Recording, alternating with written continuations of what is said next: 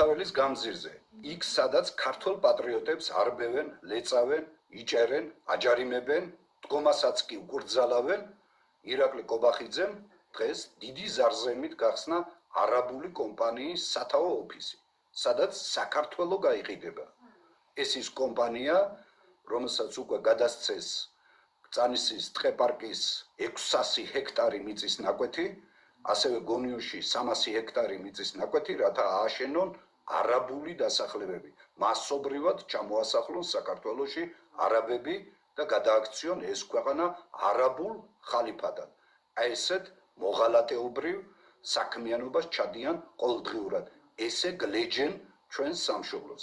ამიტომ ყველა პატრიოტის ვალია დავდგეთ ერთად, შევეწინააღმდეგოთ ამ ზაკრულ გეგმას, მოვიცილოთ ეს მანქურთები და ყველა მოღალატის ფეხქვეშ მიწა უნდა იწვოდეს, რათა გადავარჩინოთ ეს ქვეყანა, გადავარჩინოთ ჩვენი სამშობლო.